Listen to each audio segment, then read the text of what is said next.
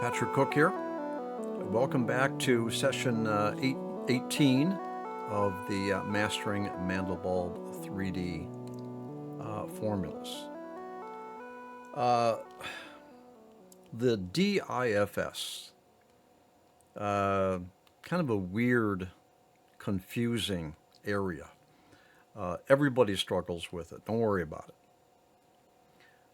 The DIFS, first of all, the IFS has nothing to do with the IFS type of formula. I really don't know why they came up with or how they came up with DIFS. I think it probably makes a lot of sense to think of them as shape formulas. I don't know, maybe the FS is formula of shapes. I don't know. I have not been able to get any information as from any qualified source anyway as to what the name DIFS means. What we do know and what we can see and will see is that the DIFS are not escape time formulas. You know, that whole process of does a point fall within the orbit? We get a pixel. If not, we don't. They are shape formulas, and they internally they behave differently. They're processed. They're executed differently than escape time. Let's take a look. Let's clean up here. I'm going to reset, recalculate. I'm back to my integer power. That's just a default that they put in there when you do a reset or when you first start the Mandelbulb application. Let's go poke around here in this DIFS. All right, now I'm going to come over here and I don't know, I'm just going to pick box IFS. And I've assigned box IFS to the formula slot number 1. And I'm just going to run it and see what we get. Oh, we get a box. Okay. Now, a couple things to point out really early here is that the iteration count doesn't apply. Well, it does. There's only one iteration. A shape formula, a DIFS formula, a shape formula, only needs one iteration. That's all it needs. And the R bailout does not apply. All right, because it's not doing that whole calculation to determine if it's in the orbit. It's writing a shape to the screen. So a DIFS formula is not an escape time, and therefore it doesn't need iteration count. If you put an iteration count in there of something else, it's ignored because it only needs one iteration to run, and the R bailout doesn't apply to the formula. Okay, but we got plenty of properties here to work with. Let's pick another DIFS. I'm just picking anything. I don't know. Let's try gear IFS. Calculate it. Okay, we get a gear shape. I think I could have probably predicted that, huh? Let's pick helix. Helix FS. Calculate.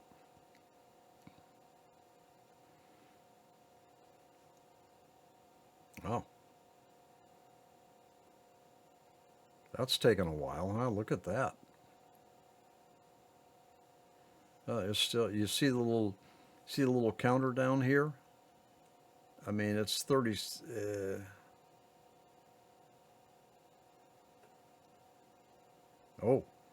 Oh, this is saying it's going to take 36 minutes to render. We're not going to wait that long. That was the Helix IFS. Let's try Citrus IFS. All right, that's a little bit better. It's a shape, okay? It's not an escape time, it's a shape. Okay. So there is no underscore to indicate a transform. But it's a little weird because this third column of these DIFSs, those are actually transforms. You can kind of see it there. It says, what does it say, Fern transform? Well, these are actually transforms that only transform against another DIFS. Kind of weird how they did it. You know, they don't use the underscore, all right, in the name, but those are transforms. So you can have a DIF a shape formula that you can apply a transform to, all right, and it gets pretty interesting. All right, let's just come over here. I'm on the second DIFS. I don't know. Let's Knots IFS. Let's punch that. See what happens. Okay.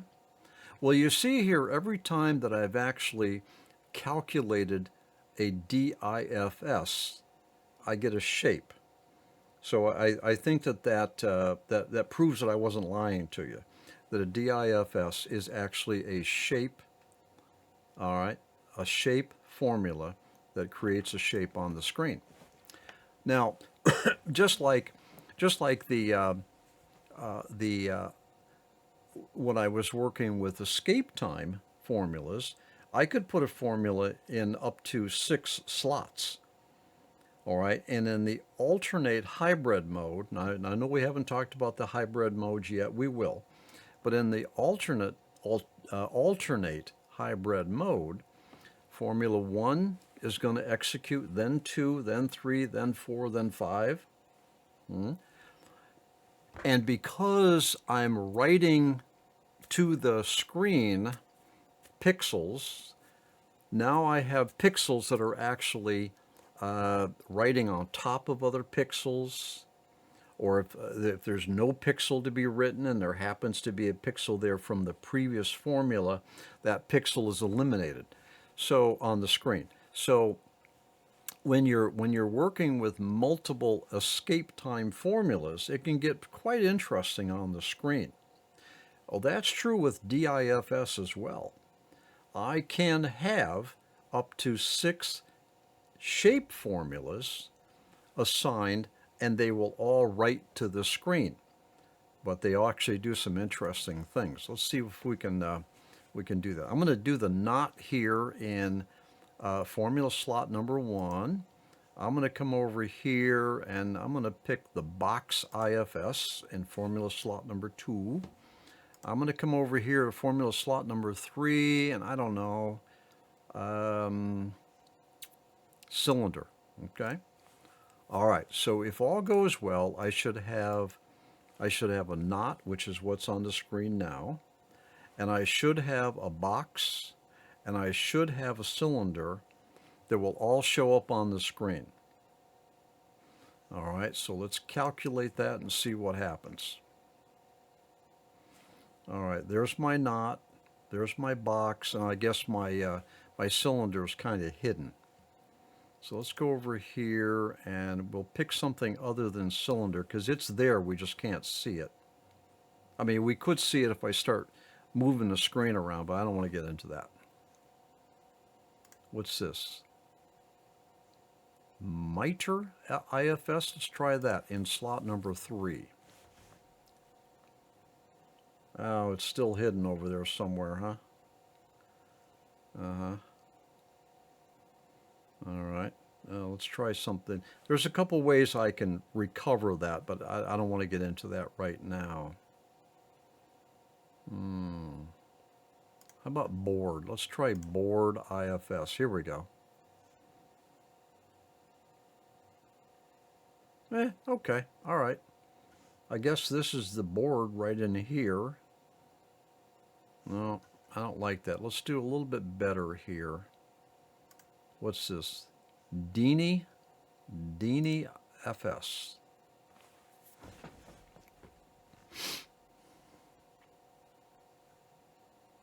Oh, okay. I think that's okay. All right. This is the Dini shape right here, and then here's our box, and here's our knot. Okay, so we can see 3 different shapes now. That's what I wanted to get to.